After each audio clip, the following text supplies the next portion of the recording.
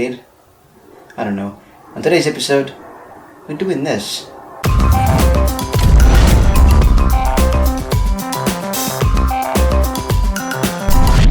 Welcome to Let's Fix, the place for newbies, indies, as well as low budgeters. Bit of a different setup here today. The reason I'm sitting here at my desk and not standing up is because it's really cold, mucky, moody, rainy, wet, and I'm not feeling like it. So today, guys, we're going to be doing a blood pool effect. Now, the reason we're doing this is because recently, as you can see over here, I did a cheeky little poll on the community tab of the channel, which you could keep checking because I keep putting up stuff over there. Teasers about new episodes, and in this case, a poll asking you guys what effect you want to see for this week's episode. And as you can see, most of you guys said blood pool effect, and so we're doing it. So this effect is really cool. You can use it in a variety of different settings or genres. You can use it in action films, horror films, thrillers, crime scene, investigation films, basically anything, you know, that involves blood pools. And it's also really easy to pull off. All you need to do is shoot your shot like I did here from the top down, having your actor laying and playing dead. Probably you want to let him or her play dead better than how I did it, but hey, that's up to you. And besides your footage, the other thing you need would be a blood pool asset. Now you can get these from a variety of places on the internet. Maybe you have some already from previous stock footage collections. The one I'm going to be using, of course, is going to be from Action VFX because, again guys, the best stock footage for action on the entire internet, as voted by literally everybody. Literally everybody voted that. This is official. But if we take a quick look right now, as we can see on Action VFX, oh, is that a surprise sale I'm seeing? 25% of everything? Really? Interesting. 50 off the Action VFX drive that contains everything on a hard drive shipped to you? Interesting.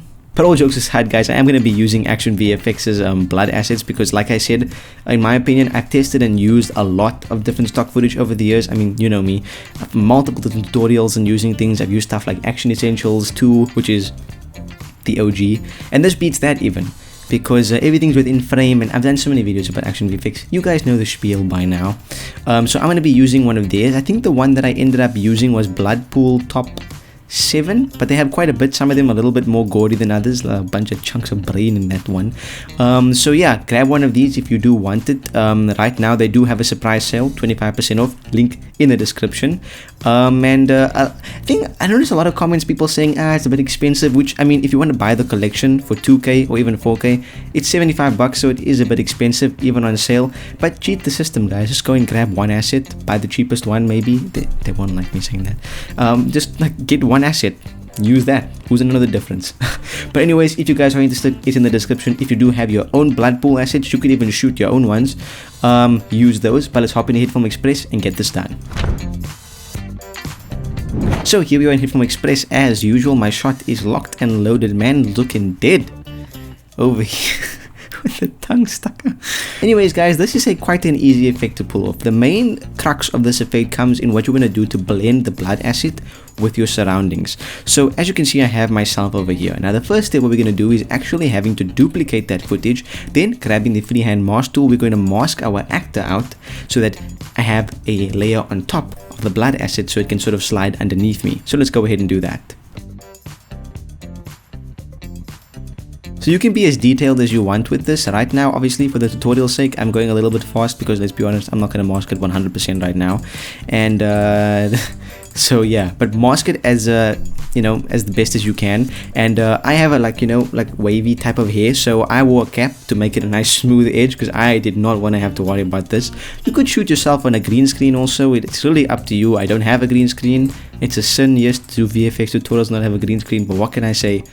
It's difficult to find one in South Africa. If you do know a place, tell me or send me one. I don't Anyway, guys, yeah, I have my thing completely masked out. So just for my mask settings, I did have it, the expansion reduced by about -2 pixels, just because of my mask wasn't 100% perfect.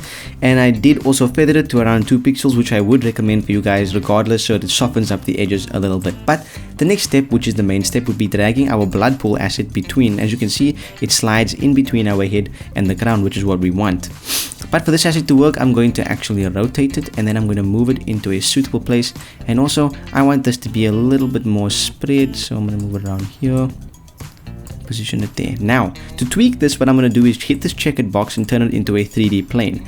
Because this is sort of flat, but my ground is a little bit like that, because my angle wasn't perfect, what I'm going to do is actually rotate this blood asset in 3D space, and I am going to push it down in Z space, and try to align it to this sort of cupboard over here, just because that's sort of on the same plane as the floor.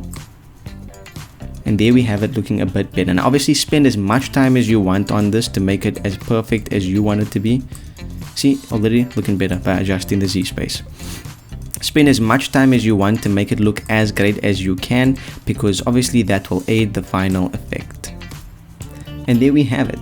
So as I can see, as I play through, this blood spreads. Towards the end it's getting a bit too big, so what I'm going to do is just reduce that size and adjust it so that at the end it's a bit smaller, but it spreads out to be a nice size at the end. Next up, we're going to be adjusting this blood asset so that it fits our scene better.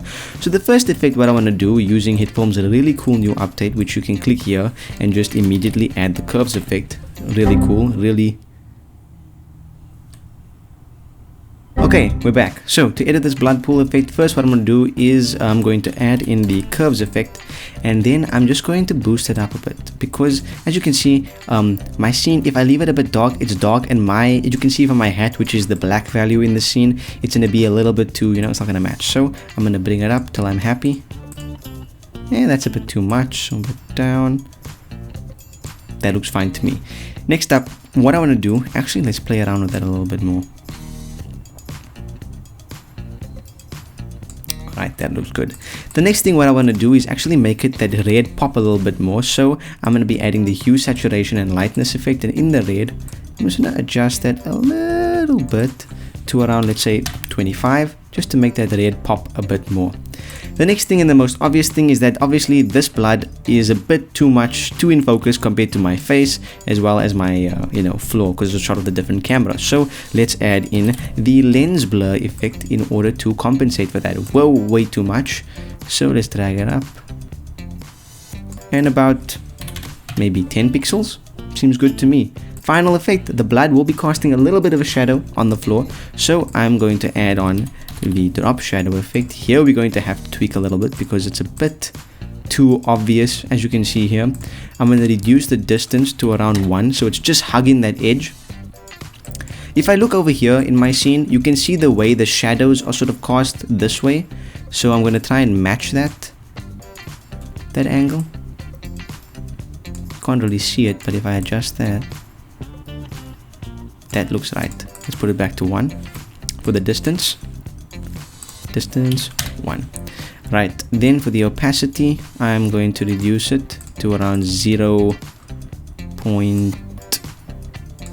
0.4.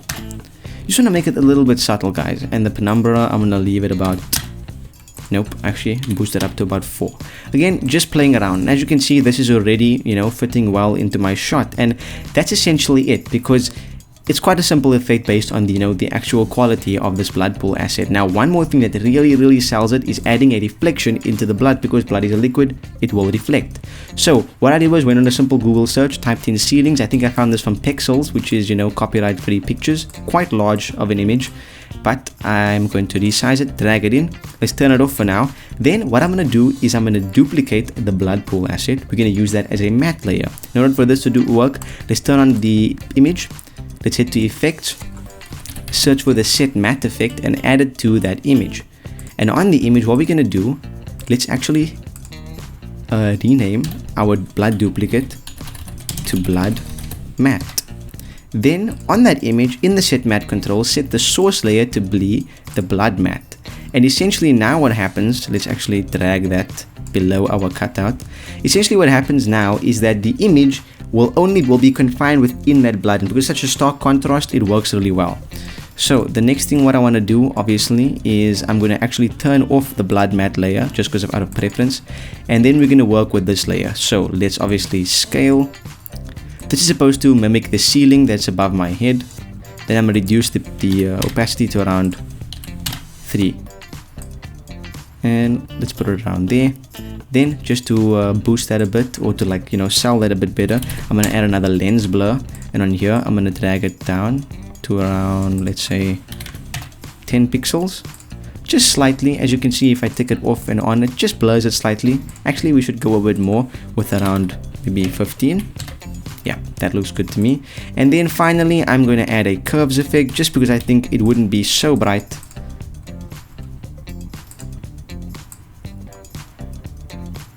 Please have a bit more detail by adding the curves effect in, and it works out really great. So guys, if you're interested in some blood pool assets, Action VFX are having a sale right now. It's in the description, the first link in the description. Although, as I said before, if you have your own, it can work just as well. Just follow the steps. Remember to add in a reflection. It really sells it. And yeah, that's how you do a blood pool effect.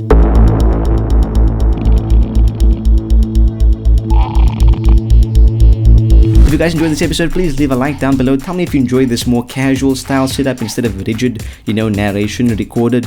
Tell me which style you prefer, which one you can relate to better. I feel like this one would be more, my style, what I would want to watch.